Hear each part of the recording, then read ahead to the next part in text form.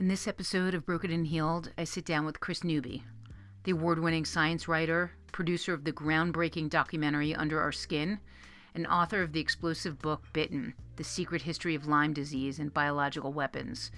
And we dive deep into a subject that hits very close to home. What begins as a personal story of illness, hers and her husband's, quickly unfolds into a much darker tale of cover-ups, corrupted science, and institutional gaslighting. If you or someone you love has been told your symptoms are psychosomatic, or if you've ever wondered why it's so hard to get a straight answer about Lyme disease or any other disease, this conversation is important. We go beyond the diagnosis and into the systems designed to keep patients sick, silent, and spinning in circles. And we talk about how to break free. Speaking of breaking free, do you have a story inside you that won't let you go? Whether it's a memoir, a book, or a buried truth wanting to be voiced. My one-on-one coaching program is designed to help you reclaim it. Together, we'll shape your voice and craft a story that feels authentic, healing, and powerful. Whether it's for the world or just for your own personal transformation. If that sounds like you, schedule a free intro call using the link in the show notes, and let's find your voice. Okay.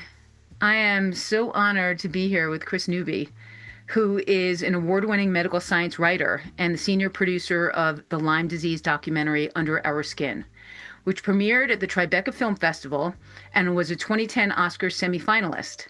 Her book Bitten won 3 international book awards for journalism and narrative nonfiction. She has 2 engineering degrees and has worked as a science technology writer for Stanford Medical School, Apple, and other Silicon Valley companies. Thank you so much, Kris, and I'm so honored to have you here. Well, thanks for inviting me on, and I'm always happy to meet other Lyme survivors. Yes, Lyme survivors is a good subcategory in the world to be in. I was really moved once again watching both of the films yesterday and seeing Dr. Dietrich Klinghardt, who's really one of my heroes and one of the first people who I read about who opened my mind to these, what I call, I guess, environmental illnesses, for lack of a better term. And he said something so endearing. You know, he said, you this group of people, he was in front of a small crowd of people. He said, you guys, you know, he said, I'm paraphrasing, but like, you're here for a reason. And I believe that this journey that you've been on has made you more sensitive and more able to kind of deliver something really good to the rest of us. And I definitely feel that way about you. And I felt that way when I read your book. It really inspired me. It really gave me hope. And it really gave me hope that there would be good things to come, even though everything seemed just so hard. And I'd love to just jump right in and talk about you and your story and how you came to this journey. Yeah, and I would say my Lyme experience was a hard detour in my life. And I think it ended up being a better path for me anyways, more giving back to the community, because there were several moments I thought I would not get through it. So, yeah. So my Lyme journey happened in 2002. My husband and I took our 2 middle school boys to a vacation to see my best friend on Martha's Vineyard, the island off Massachusetts. And great vacation. We got back to California, and both my husband and I were sicker than we'd ever been before. And that started this journey of, it took us a year, 10 doctors, and $60,000 to get diagnosed, and then another 5 to 6 years, depending on how you classify being well, like how long to get fully cured. And so if I looked at the process, and now that I've been sort of in supporting patients for 20 years, there's really a pattern of what happens with this disease. You are vacationing, you're outdoors, July and August, you get bitten, you probably won't see the tick. In my case, it was at my hairline. And you come home and you have a summer flu. It's very similar to COVID, actually, just intense flu. in our case, my husband got it too. Luckily, our kids didn't. But I was so weak, I had to go on all fours to climb up to my bedroom at night. And horrible neck aches, all the flu-like symptoms. And so, you get bitten July, August, and then you start going through the mainstream medicine system. And then for the fall, you get the runaround from the primary care doctors. Because first of all, oh, it looks like a virus. Oh, Lyme disease is rare. Uh, and they're trying not to use antibiotics because they'll get called into the principal's office for using too much antibiotics. And so then you get kicked up to the specialists, who are usually infectious disease doctors, because they know something's wrong, but they don't know exactly what. And the infectious disease doctors have been indoctrinated that Lyme disease is very rare. It's mostly a disease of hypochondriacs and malingers. And so then so you get stuck in that. And then by January, you were really sick. Like my husband and I could no longer work. My husband just went to work to fake it because we needed the health insurance for our family. Mm-hmm. For example, the neurological disease was incredible. It was like having Alzheimer's and chronic fatigue and fibromyalgia and irritable bowel syndrome all at the same time. And any given day, you don't know which one of those symptoms would hit. And we had, at least our infectious disease guy had given us 2 short courses of antibiotics. We would take them for 10 days, and then a few weeks later, we'd be worse than we were before. So we were in that cycle. And finally, my infectious disease guy said, I'm done with you. It's obvious that you have a psychosomatic disease. You're wanting attention from your busy Silicon Valley executive husband, and I'm done with you. So then we went to the academic medical center, the best of the best, and they at least they took our symptoms seriously. I mean, we got sick on the same day after visiting Martha's Vineyard. It was the #2 spot for Lyme disease in the nation. I said, that's endemic there. Shouldn't you test? And so they did tests for Lyme and 20 other things. In the day when we got the test back, the fellowship student went page by page and said negative, negative, negative, and then said, close the folder. And I said, well, what about the Lyme disease test? Well, that was positive. I mean, he looked back and he was trying to hide it. He says, but that's a really bad test, so we're going to ignore it. And at that point I said, but it was the ELISA, which is the 2-tier test. And I said, but if that's positive, you're supposed to follow up with the second test. And the 2 doctors looked really embarrassed because they were obviously just trying to hide it. Later on, when I worked for that medical school, the doctor told me, well, the reason we did that is because our infectious disease department does not treat Lyme disease. Now, why is that? Like, were you like, why? If it's a disease and it's infectious, why don't you treat it? That particular doctor was saying that because he was afraid of getting fired. Later on, I was interviewing the division head of infectious diseases there. And I was going in for another reason, but it was a case study on relapsing fever, which is close to Lyme disease. It's a tick spirochete that multiplies like crazy in your body. But for some reason, and she had no idea who I was and my history in Lyme disease, she just went on a 5-minute rant about how their department never treats Lyme disease patients. They heard from the Infectious Diseases Society that all those people are crazy. So that is really the root of the problem. Is there's been this indoctrination that Lyme disease is easy to treat and cure. Chronic Lyme doesn't exist. And so the meta question for me is always why. So that's my personal disease story. And after the academic medical center fired me and my husband because they couldn't treat me and they wouldn't give me a referral, I went online, and turns out there's this very active Lyme patient group that is willing to help. And we found an experienced Lyme doctor, not a quack, I mean, just Stanford trained, and she got us through. So What did your treatment look like when you found a Lyme literate doctor as opposed to what the treatment looked like before? Well, there was no treatment before. They gave us 2 courses of antibiotics. Right, We're done. right. So the Lyme literate person, she could tell we were super sick, and she knew we had some sort of mix of tick-borne diseases right away. So she tested us for the 2 main tick-borne diseases, and we had Lyme and babesiosis, which is a red blood cell parasite. It's called American malaria sometimes, Mm-hmm. and that's endemic in that sort of Cape Cod area. Mm-hmm.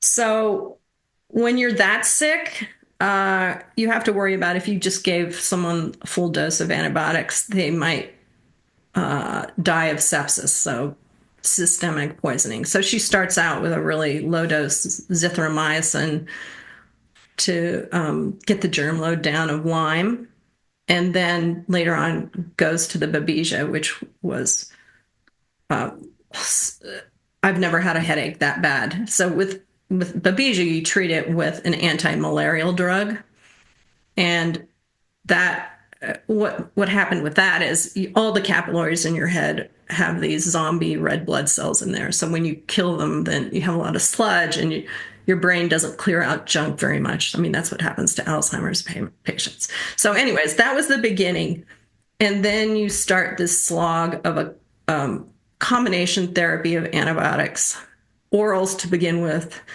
And what you want to do is with the Lyme spirochete, you want to use drugs that target the spirochetal form. And then later, when you have a chronic disease, they go into a dormant form. So they're cysts and they hang out there until your immune system has a shock to it and it can flourish like 17-year cicadas or something.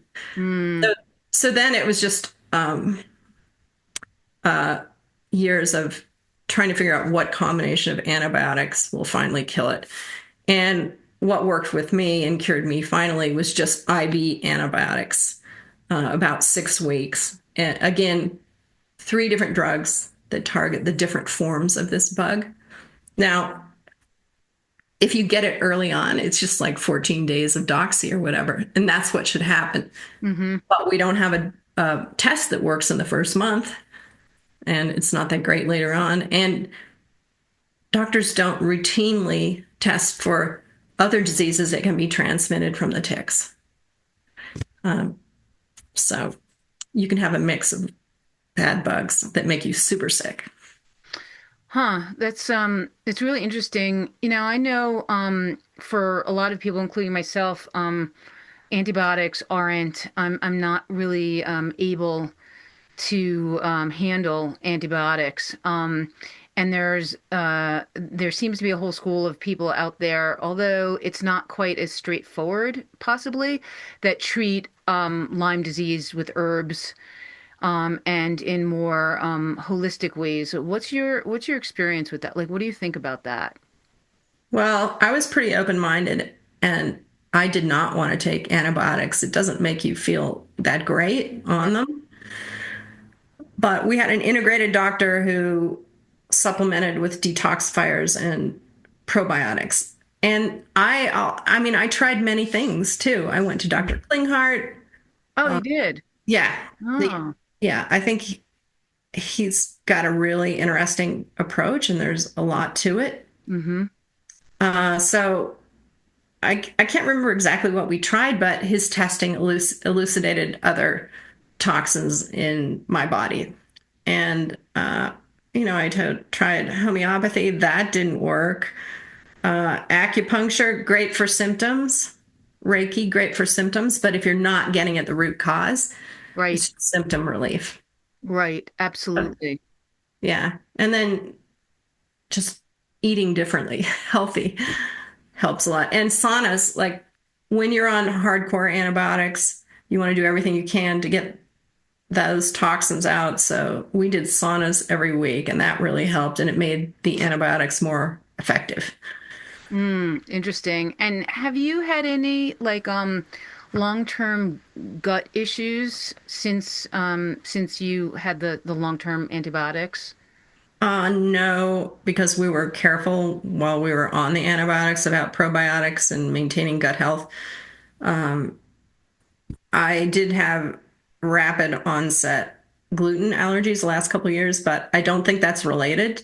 Mm-hmm. That's more a food system issue because I go to France and I'm fine.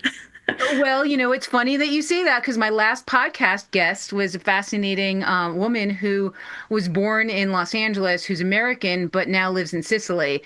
And she was just saying that since she moved to Sicily, her and her family are able to enjoy and she's Italian, all of the food that they couldn't have prior. She said she would drink milk here and she would get like hives and she'd break out, and her son had all these allergies and he was like, couldn't eat pretty much anything anymore.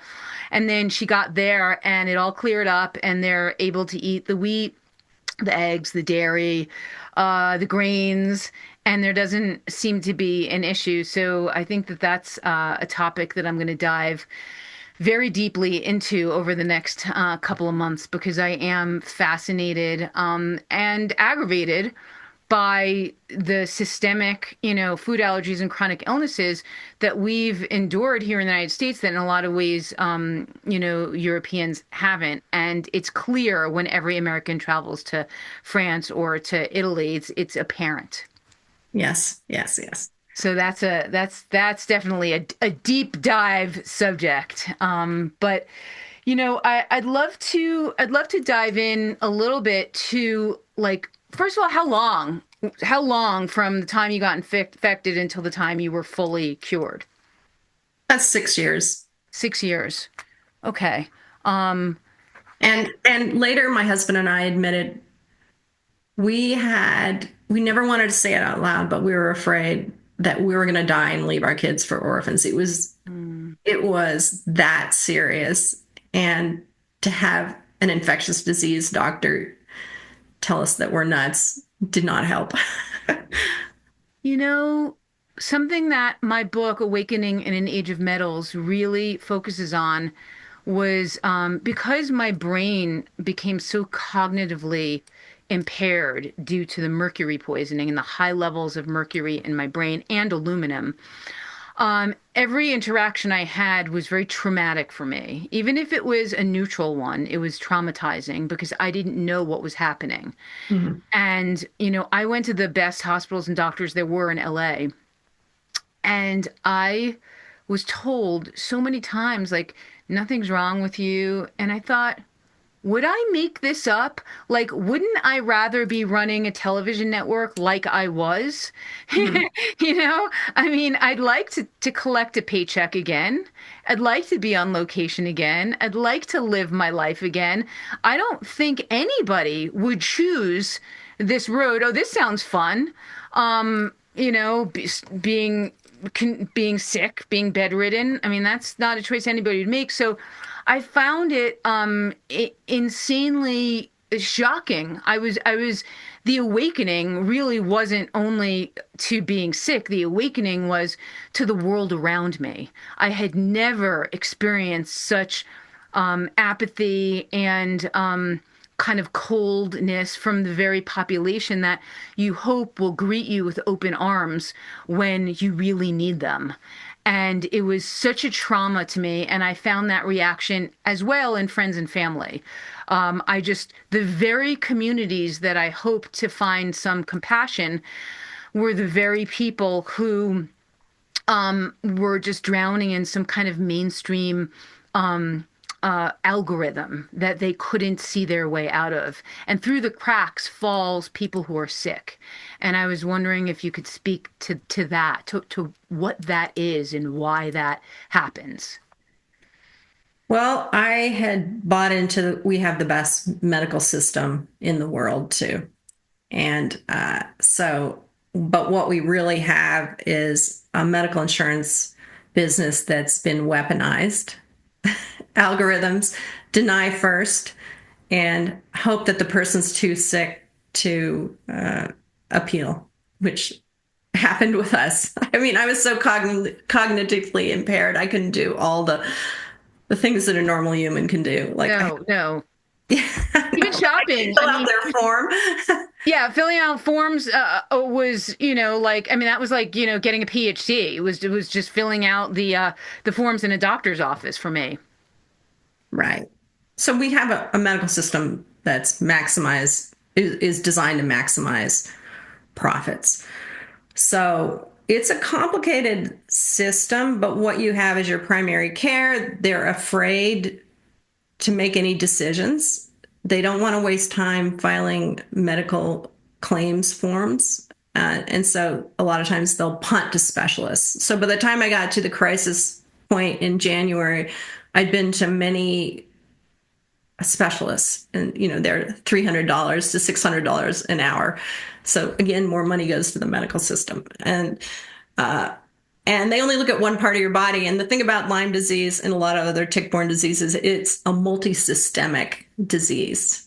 So I went to the gut doctor, and he says, "Well, nothing's wrong with your gut. I know you're in distress, but it's an infectious disease thing." And I go to the infectious disease guy, and he said, "You need to see a psychiatrist. You're just really depressed." Yeah, I'm depressed because I've been sick for 3/4 of a year and I can't work anymore. Yes, that's depressing. You get the runaround. So that's the problem from the boots on the ground medical thing. What I found when I was researching under our skin, which I did that project because I thought, well, I was very naive. I was still being treated. I'd been treated for about half a year when I started that. I teamed up with Andy Wilson, who's a very talented indie film director in Marin. And we ran into each other because we were both researching a documentary, and it's just like, well, this is the first, let's team up. And it was a good team because I was, I'm an engineer, I'm technical, and he's the artist guy, and he was really good at choosing characters. But anyway, so that allowed me to dig deeper on root cause as to why do these infectious disease doctors turn away from Lyme patients. I mean, most doctors go into the profession because they like to make people better, but something was wrong. So then that started my deep research into the academic medicine research world. So I didn't get into the bioweapons stuff because there was enough wrong on the research side. So right.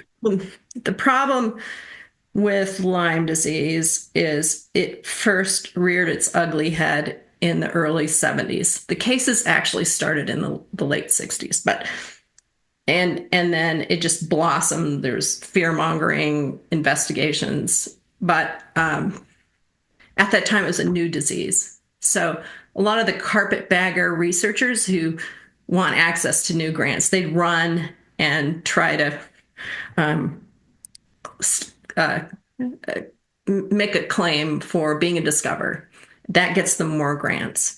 And then what happened in the early 80s, the Bayh-Dole Act was passed, which let universities and the NIH and the CDC profit share on new patents on new diseases. And back then, you could just go in your microscope and identify a surface protein on Lyme disease and patent it. You didn't make the protein, you just identified it. Then if it's used in test kits or vaccines, you get royalties every year. And I think what happened with Lyme disease, everybody knew the cure, which was a rapid prescription of off-patent antibiotics. That's the cure. But there's no money in that as far as patents or pharma profits, because once this Bayh-Dole Act passed, pharma and doctors in the institutions were partners. And so they went along with the pharma playbook, more money in it for them. So they started developing vaccines and test kits, and that meant, like a vaccine meant, they would get earnings every year rather than a cure, which is they don't make any money if you cure the disease. So that's sort of the systemic thing. Mm-hmm. And then now, decades later, those original discoverers have built a moat around their science, just like they did in Alzheimer's and the Lewy body things. Is, okay, I have 200, 300 papers that say Lyme disease is easy to treat, easy to cure. There's no such thing as chronic Lyme. I'm still getting royalties on these things. So I'm going to defend that position to the death. Plus, I don't want malpractice suits. So I think that's what's going on with the research establishment. And that's certainly happening in many, many diseases like Alzheimer's. But then, so that's what Andy and I uncovered when we did the documentary. Mm-hmm. And then I finished that, and I got a great job at Stanford Medical School doing science writing, which I had learned a lot about medical writing, and so that I was going to do that. And I said to my husband, I'm done with Lyme disease. I've given my pound of flesh. I've given back. I'm cured. I'm moving on and not going to think about it anymore. But then, dun dun dun dun dun dun. Like 2 weeks after I said that, I went to a birthday party in Texas, a family birthday party, and I didn't know anybody there, so I'm just sitting in the kitchen. And I'm sitting across from this old guy. I said, "So, what did you do when you were um, when you were working?" Because he's in his mid 70s, I guess. He goes, Mm. "I worked for the CIA, Black Ops, the company." Oh my. and and then he just started telling me these appalling things. He said, "I basically lived Apocalypse Now, that movie," and Wow.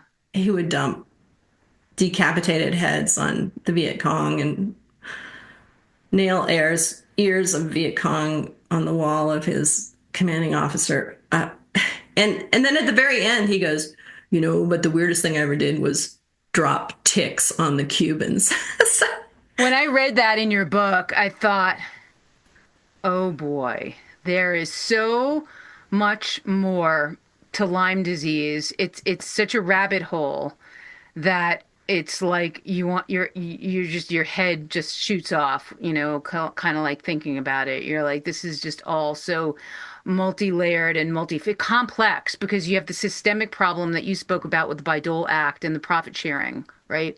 mhm. And then you have the military industrial complex perspective as well, that layer as well. So I'd love to hear more about that aspect of it and also your discoveries with Willy Bergdorfer. Yeah.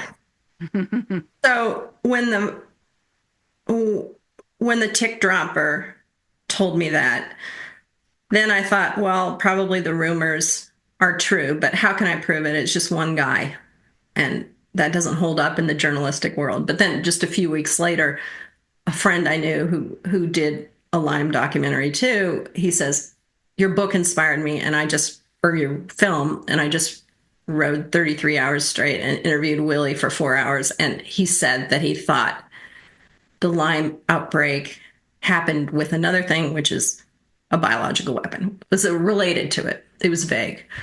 So those two things I thought, well, I could go back to my life, but it just seems pretty important to follow this lead. Hmm. So then it was sort of step by step escalating. Can I verify this? Because it's a pretty outrageous claim that there's this cover up between the CDC and the NIH and the military that something in Lyme is related to the bioweapons program. So I first went with Tim, the filmmaker, to the National Archives.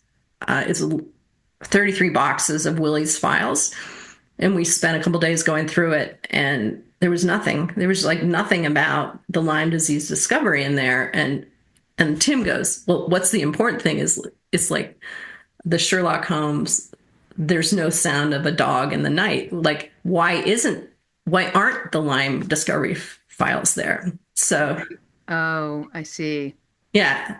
I mean, the guy who's most famous for the discovery of Lyme, there's nothing in the files about his discovery. So then I pretty much had to learn microbiology from scratch. And, given all the files that I copied and learning about what he was talking about in the unique language. And then I said, well, there's nothing I can do but go talk to Willie himself. Hmm. So I went out to see him and filmed it. And during that interview, I carefully planned it. And he did admit Yeah, and this is for the first time. I was in the bioweapons program for over a decade. I was brought over from Switzerland. He was on the German border of Switzerland to help with the bug-borne weapons program. So what he did was he was trying to figure out how to stuff plague in fleas so that it could be dropped from a cluster bomb. So we're talking about one of the worst diseases on the planet that wiped out Europe several times. He's trying to put it in a bomb. Then he also took a very virulent strain of yellow fever virus from Trinidad and tried to mass produce mosquitoes and stuff it in there and pass it through little rodents so he'd get the most virulent strain and send it to Fort Detrick, the head of bioweapons. And then he had a series of tick experiments. So he would take ticks and shove a pipette down their throat and put various mixes of viruses and bacteria, rabies virus, leptospirosis spirochete, relapsing fever spirochete, Venezuelan equine encephalitis virus, to try and make to see if he could make a system where both organisms would live in the tick such that the military could drop these ticks on the enemy, like Cuba. And it would be like a stealth weapon system. A population would get sick with a really weird mix of symptoms and nobody could figure it out. And so that was the plan. So to be clear for the audience, Willy Burgdorfer had been a scientist who was taken in by the U.S. government and a military operation within the U.S. government. He moved to the United States and was this in the 50s that he was conducting? He was brought over in 51. Mm-hmm. He went to work in Hamilton, Montana, which is a biolevel lab, mm-hmm. a remote part of the western side of Montana. Mm-hmm. And he had a series of contracts with Fort Detrick. Mm-hmm. The military masterminds would send him an assignment and he'd see if he could do it. Oh, there's tick paralysis. Can you isolate the factor that makes people paralyzed? That would be useful for paralyzing guards and guard dogs, that sort of thing.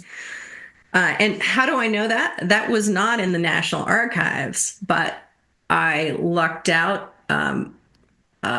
BYU professor in the middle of my research, so probably after I went for the first interview with Willy, where he said he was in the bioweapons program. This BYU professor, he got a call from Willy. Willy trusted him because he was a Mormon and said, I have some special files from my work. And it turned out he'd hid them from the NIH.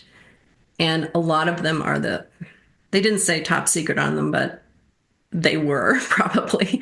They were from the bioweapons program with Fort Detrick. Mm-hmm. And on the one file with the most damning experiments, there was a sticky on it in his handwriting, because he had a very distinctive handwriting, in red pen, because whenever he was writing something important, he switched to his red pen and said, I always wondered why somebody didn't do something about this. Then I realized I was somebody. Oh, wow. Did that weigh on his heart during his life, that he was part of a program that ultimately got a lot of people in his own country very sick? Definitely. And he made friends with two presidents of Lyme foundations, and they got very close. And then he got Lyme himself. One day he was in the middle of the frenzy of the discovery, because he was given full credit for discovering Lyme disease, even though it was a team, I think, because he covered up this other germ that was in and around Lyme, Connecticut, mm-hmm. the potentially weaponized germ. So anyways, he was in that fury to prove it so he could publish first, because Alan Steer at Yale was trying to race him for credit for the discovery. So he was working on the weekends because his lab techs don't work on the weekends, and he was cleaning rabbit cages. So he was, putting ticks on rabbits, infecting them, then putting clean ticks and putting it on a different rabbit to prove that the rashes were caused the cause of Lyme disease. So he was cleaning the cages, and infected urine from the rabbits went into his eyes. And he believes that's why he was sick. And he believed that the Parkinson's that he developed later, he thought that that's what caused it. So, yeah, he realized that it wasn't a trivial disease. Yes, from what I remember from Dr. Klinghardt, he stated that they've never had a case of MS or Parkinson's where there wasn't Lyme disease found. Yeah, he was pretty definitive that. And Dr. Klinghardt was trained by one Nazi doctor who worked in the program, Himmler's program. So Hmm. that's part of why he thinks that. Well, that's a great segue into one of my favorite subjects, which is Operation Paperclip. Mm. And you did sort of touch on it a little bit and in your book. And I remember being fascinated by the book Lab 257 as well, which talks about Plum Island and their team of scientists who were taken in after World War II, who were Nazis, who were given immunity to be part of various weapons programs, infectious disease programs, the things that you're talking about. Now, we obviously think in the United States, it's hard to believe there aren't a lot of Americans that would want to believe that United States might ever do anything that would intentionally harm their own citizens. So, do you think that by bringing these Nazi scientists over to the United States and having them work alongside our scientists in Plum Island to create what we know of as tick-borne diseases, was it strictly we would never in a million years do anything to harm the citizens of our own country? We strictly want to harm the citizens of other countries. Do you think that that was the mindset in creating this disaster? No, I mean, with the Cold War, the threat of communism was huge in people's minds. They had all bought into that societal norm. Mm-hmm. And at the end of World War II, we interrogated the bioweaponeers in the German side and the Japanese side. The Japanese side was actually way more evil than the German side. Mm. So I like to say we took the best of those ideas and supersized them. There was a lot of paranoia that the Russians would do it back to us. The Japanese, they got a get out of jail card. They didn't have to do Nuremberg trials. And they did like horrible, horrible things. And they did a lot of things that Willie ended up doing and, tried to supersize it for the US military. The Japanese dropping of insect infected germs was more low tech. It was more like the boxes dumped out of an airplane or dead rats dumped out of an airplane. But what Willie was doing was trying to put it in cluster bombs that fired millions of ticks on a battalion or fleas or whatever. So we like to blame the Nazis. Mm-hmm. But another thing is, like, Willie was brought over because he was fluent in German and French, and he could interview these paperclip Nazis and extract information from them. And he said to me, he bonded with them. He said they're very nice fellows. And I think there was just a numbing as to the implications of these experiments. And a sense of urgency on the Army side, which was testing a lot of these things at Dugway Proving Grounds in Utah, where, well, the ends justify the means. There's no one matters out here, just a bunch of poor Mormon ranchers and some go shoot Indians. Who cares? This is way more important than their lives. So a numbing of that. And I think a lot about like how our military industrial complex, especially in the light of what happened with gain of function and COVID, like how do we get around that? And I just think there needs to be a real bioethics oversight in all this stuff before we decide to even do a weapon of mass destruction like this. And in the case of COVID, the bioethics person was Fauci's wife. That's not real oversight. No, and it's not real accountability. And when I was watching the movie, it struck me like, oh, this template has been set up for a long time, and it's a playbook, that is operational. And there's as you said, there's a financial partnership between big pharma and the medical community, and it's gone so far out of control that it was the same template that was run during COVID. There were cures, ivermectin was effective, hydroxychloroquine. There were all these things that doctors on the ground were proving day in and day out were effective against COVID-19.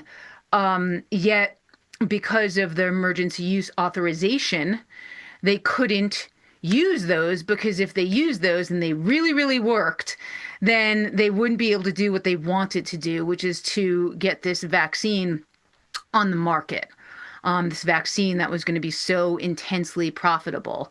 And from the perspective of many people, they knew well that it was dangerous, that it was risky, that it hadn't been tested, or, it proved to be. It proved to be very dangerous.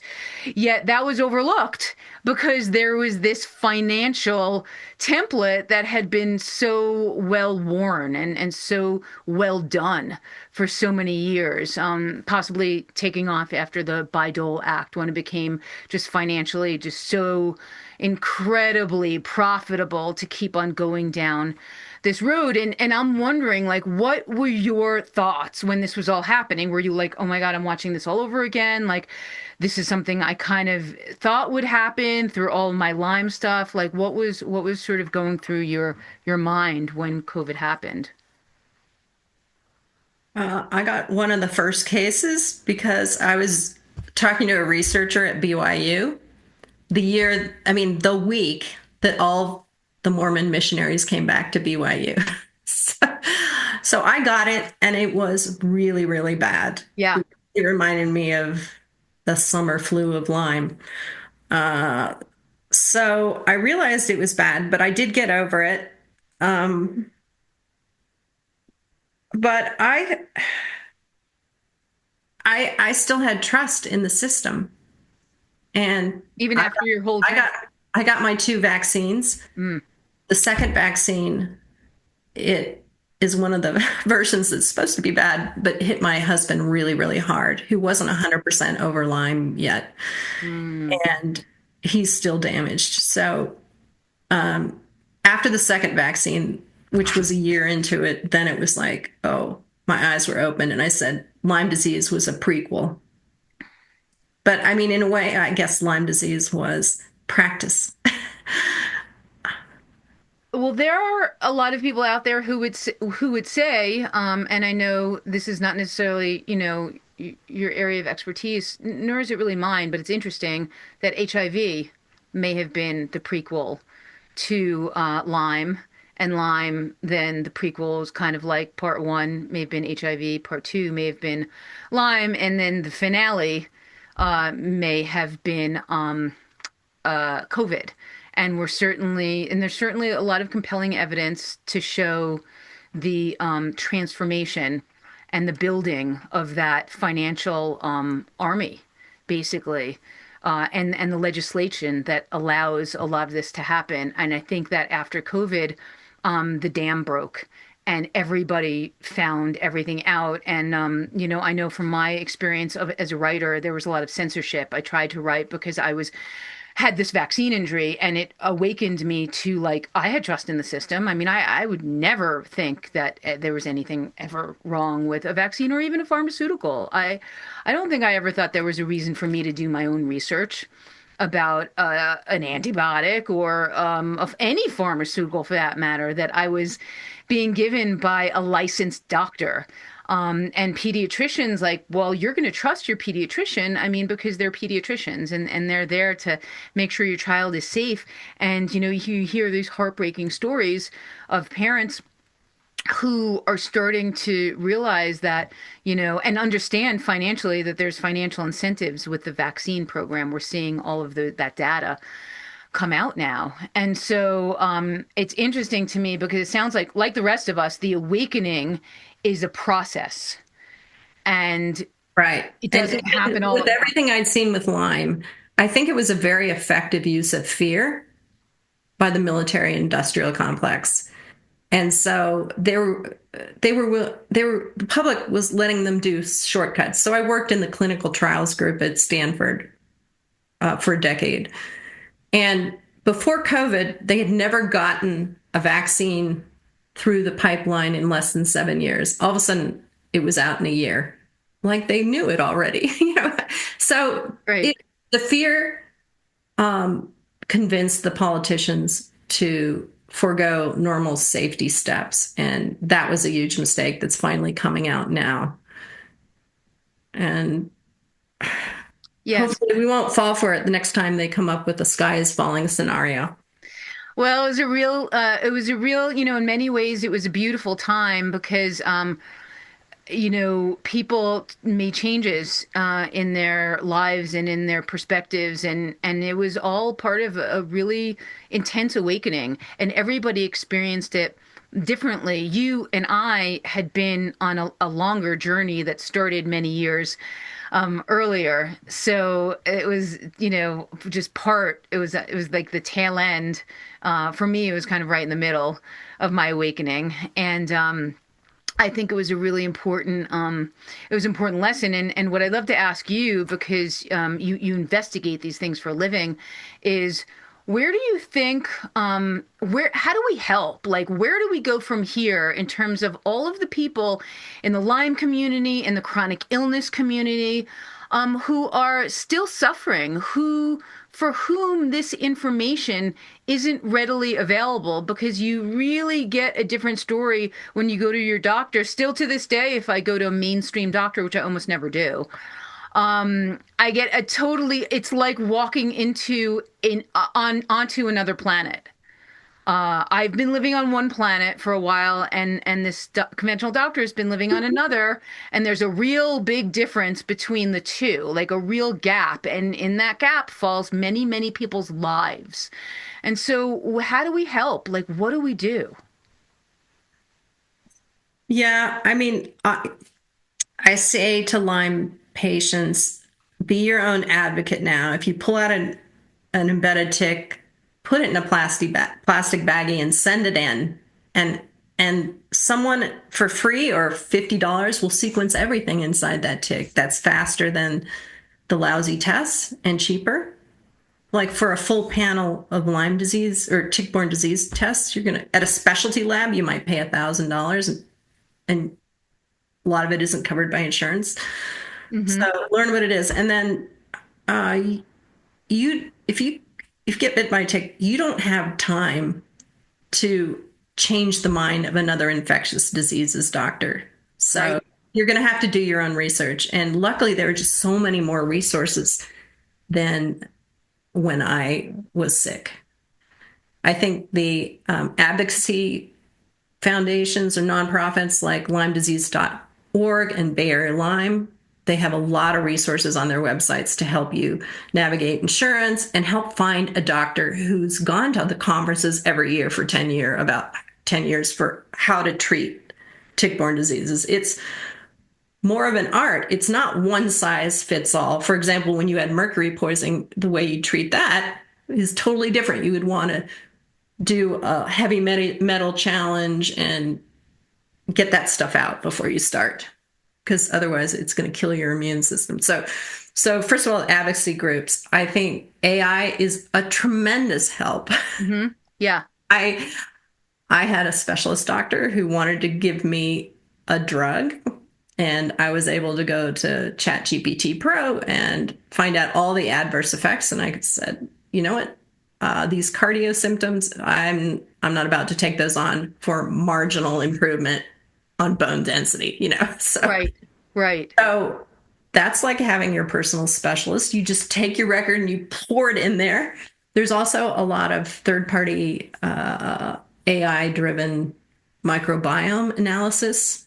That's how I recognize gluten intolerance, is going outside, getting that more of a holistic picture of your gut, not a CBC blood test that was developed after World War II, which is a limited view given what we know. And then the other thing is, into the future, I do have hope because I know the head of NIH, Bhattacharya, and HHS Kennedy have read my book and have said publicly that they found the evidence credible. So I'm hoping they will disclose what tick-borne diseases were released during the bioweapons program, where, because it has long-lasting effects once those diseases are in the ecosystem.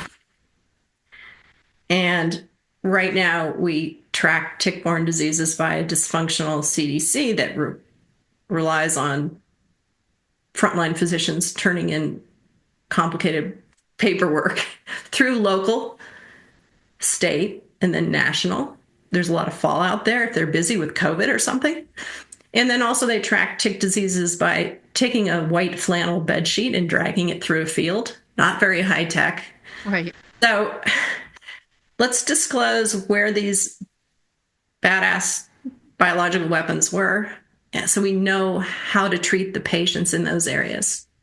Because, these diseases, once they're released, spread very slowly. So, like one of the most outrageous experiments was in Virginia by an academic researcher who took hundreds of thousands of non-native ticks, Lone Star ticks, very aggressive, made them radioactive, released them in an open field, and then for the next few years, with a Geiger counter, would measure how far they had spread.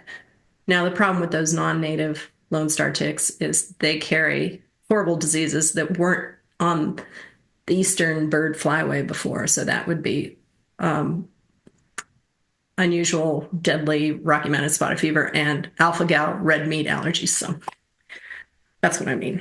So, do you think that there's a way, will we be able to just eradicate them? Will we be able to just completely eradicate all of these, all of the sources for Lyme disease at some point in the future? Is that possible at this point? Just to completely get rid of them? Well, it would have been easier if they'd come clean in Connecticut and Long Island when the accidents had happened. We would have probably just taken some pesticides and told everybody to stay inside and napalm them. Mm-hmm. Now it's really hard. It's like They're kind of everywhere. Yeah, yeah. And people have been traveling a lot, especially during the COVID shutdown, bringing their dogs. So the ticks are everything. Another thing is for some reason, the CDC was fixating on one strain of Lyme disease. I don't know if they were worried that that might be a weaponized one. I don't know. Turns out in California, there's a different strain. There's a different strain or subspecies in Missouri. And so we're not even looking for those. So you would run the East Coast tests that are available through LabCorp and Quest, and it wouldn't pick up those. So that's a big awakening. And then we're just identifying new tick-borne viruses. So hopefully better testing will help. Disclosure will help. But how to corral it, the genie's out of the bottle now, so it's going to be a lot of work. It's going to be local health working on the problems in their area. And global warming is not making it any easier because you don't kill off the ticks in the winter. Mm. And what is the testing that works? Like I had done the Western blot test, and that was kind of insufficient. It showed an exposure, but it seemed not really. And then I thought to myself, well, I haven't been bitten by a tick. Like I'm not going to keep going. Maybe there's an exposure, but that doesn't mean I have it. And so I just let it go for years. When I wasn't getting better, one of my doctors said, hey, it might be time for us to test you or retest you for Lyme. So I did, I believe it was an IGeneX test. Mm-hmm. And that wasn't particularly conclusive either. It showed more clearly. There were like more bands that were positive. But according to my doctor, she said, well, that's not really, I wouldn't say that's Lyme. And then I gave it to a couple of other Lyme practitioners, and they were like, I would say that's Lyme. Yeah. I mean, that plus your symptoms, I would say that is, but I had already been through the mercury poisoning and I had re-terrained my gut and chelated and, cleansed my cells on fairly cellular, detox them on a fairly deep level. So my symptoms of Lyme weren't anything like at that point what most of the people in your movie had. They were kind of more like, as I said, that woman in the movie who was the producer for you too, where she was just like a walking zombie. That was me on set. I was like, I'm here, I think. So it's not the same for everybody. There's a really it seems there's a vast spectrum of what Lyme could be, and these tests aren't very conclusive. So what do you say? Is it like, are there better ways to test now if you don't have a tick bite? Or in my case, I don't remember ever being bitten by a tick. Well, not finding the tick or the bullseye rash is not unusual at all. It's like way less than 50% of the people, just like me.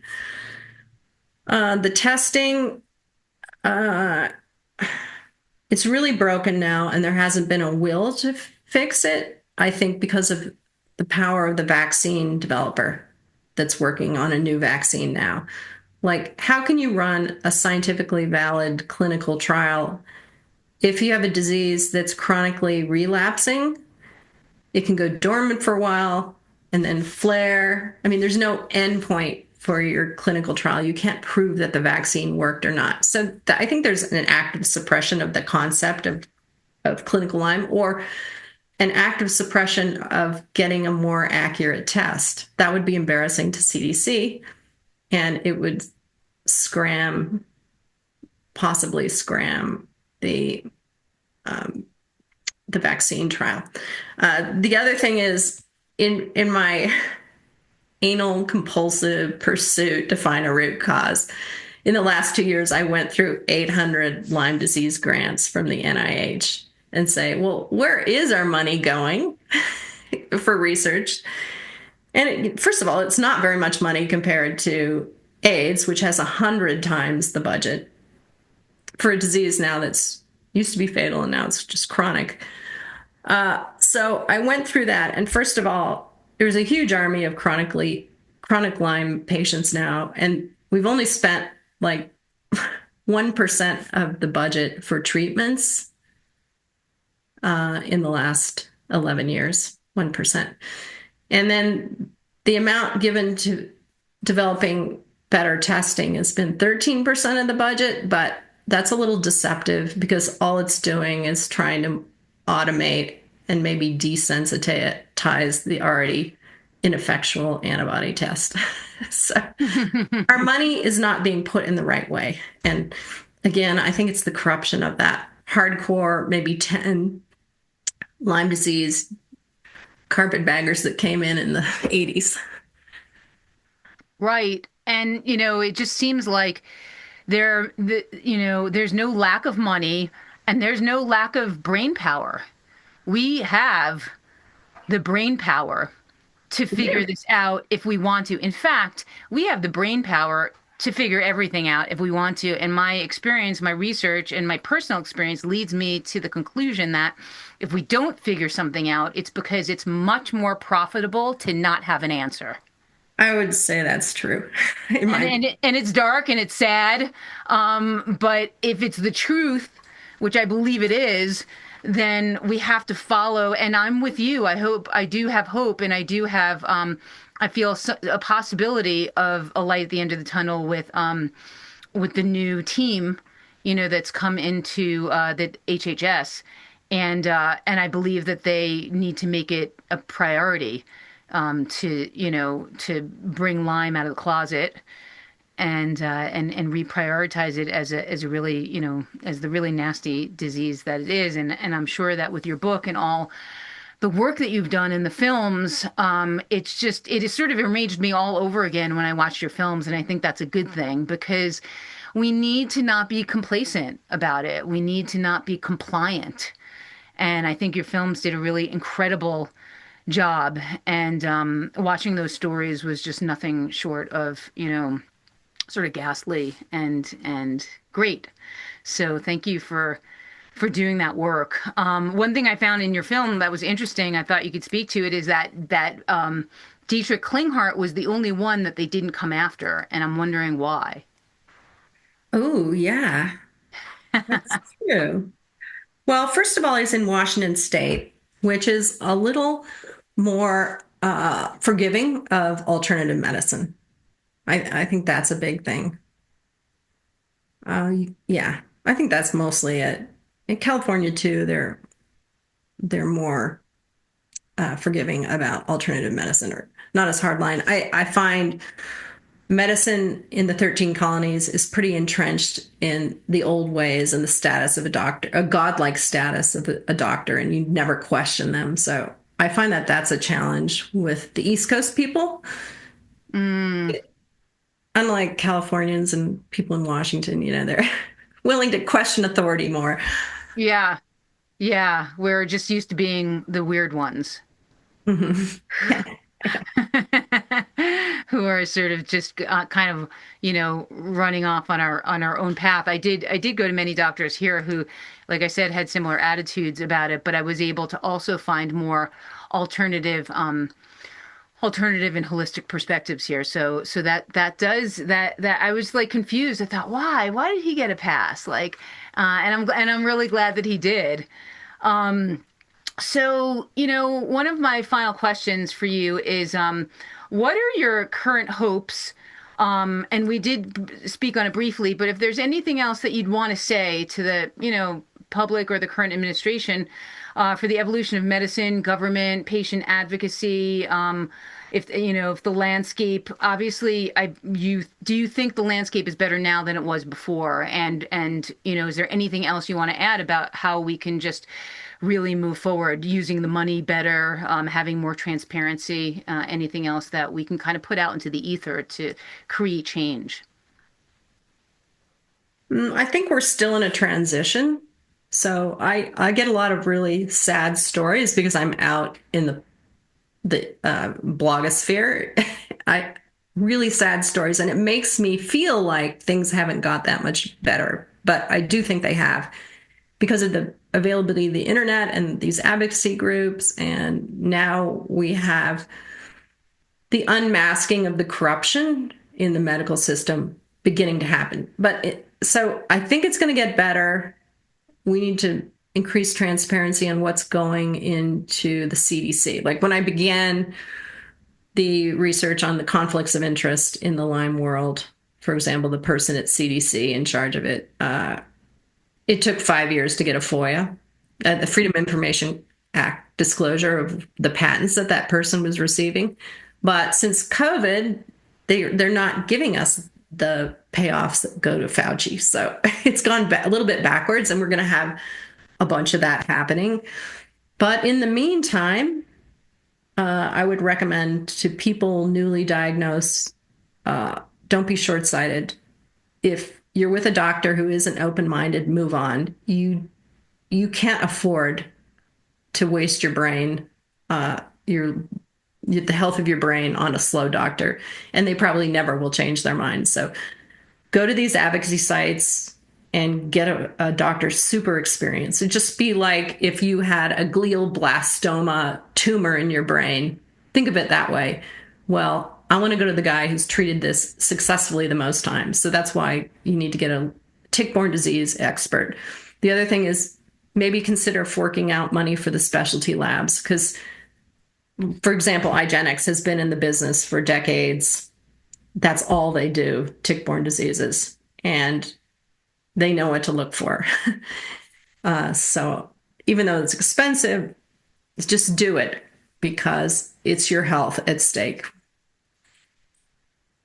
Are there any advocacy groups that stand out to you as being, really really powerful and really helpful for the audience?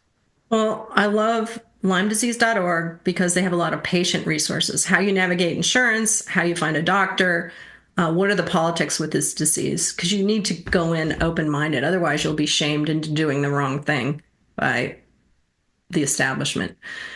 They also have this amazing thing, My Lyme data. So they've been for 7 years or something, they've been collecting real chronic Lyme patient data. So, it says stuff like it takes 5 years for sometimes for on average for people to be treated. I'm getting the numbers wrong, but you get the idea. So you go up there and I'm not alone.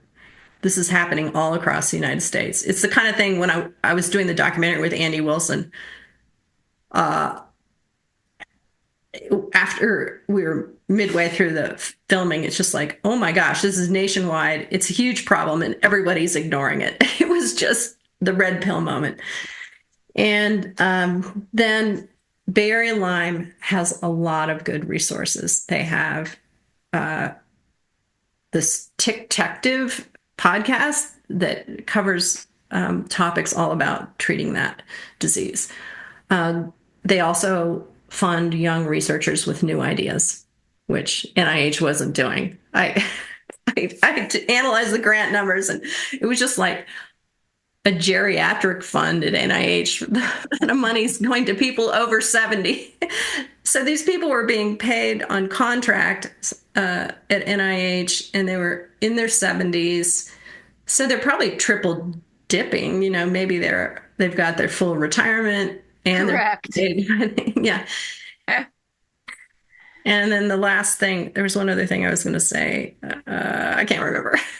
Okay, well that's good. I think that's a good start for people, and I would suggest read the book Bitten because your eyes will just be wide open when you're done.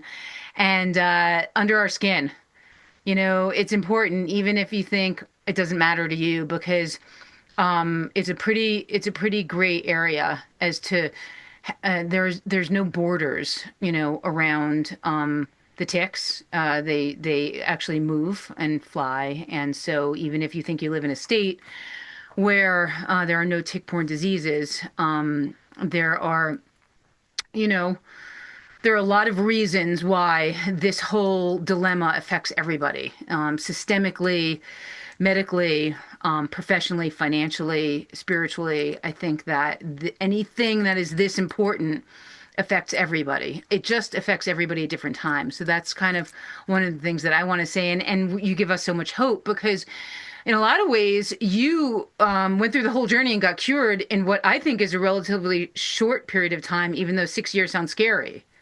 Yeah, exactly. My husband and I say we were lucky because some people, it gets to a point where there's a no point of return. We're also lucky because our kids didn't get it. Oh my gosh, that would have been a different life for us. Yes. Yes. Thank God they didn't get it. Hmm. Well, if there's anything else that you'd like to say to the public, I think amazingly we managed to hit everything, and it was just like such an honor, really, to have you on. And I couldn't have imagined when I read this book in 2019 that 6 years later I'd be even well enough to be able to do a podcast and have somebody like you on. So today's like a real thrill for me. Well, thanks for doing what you do. It's so important, the public awareness, because they're not getting it through mainstream channels. Also, I think what's important about your work is the terrain of your human body. Like, it's never just Lyme. If you get really sick with Lyme, there's something else. It's heavy metals, it's vaccine injury, it's mold. Mold is a big thing. Big thing. So, Correct. that aspect is important because, again, we have this specialty medical system where, oh, someone's in charge of your gut, someone's in charge of your ear, someone's in charge of your eyes, and no one's putting the big picture together. Yes, the terrain became a big red pill moment for me where I was like, okay, I have all of these gut infections and I have all these food allergies and I have parasites. Why? Why do I have parasites? That's weird. And most doctors at the time were like, were you in Mexico drinking the water? And I was like, nope, actually I wasn't. Not that hadn't been to Mexico since I was 12. So, so that piece of the puzzle is so extremely important. I mean, I got so much better by just rebuilding my microbiome, in fact, I did a 61-day juice cleanse not too long ago, and I released 15 pounds of mucoid plaque. And Wow. that sent me to a level of wellness that I hadn't been on since probably my early 30s, well before the vaccine injury. This mucoid plaque, which is really, like I describe it like the holy grail of the health community, but not a lot of us know about it. It's this heavy, heavy, long tar-like substance that will come out of the gut of a chronically ill person, and I would argue anybody who's been eating probably a standard American diet for their whole life. And my experience and my understanding is that behind that tar-like substance, since it's wrapped around the colon wall, is where a lot of the Lyme, a lot of the pathogens, a lot of the parasites, and a lot of the fungus live. So I had ringworm for the whole 11 years. It never went away until I did this juice fast. And then the ringworm on my hand finally did go away. Hmm. So that cleansing, that pure cleansing of the gut was just so like incredibly, it was like a turning point for me. So that's something that I always try to tell other people, no matter what they have. Hmm. Yeah, that's Um, great.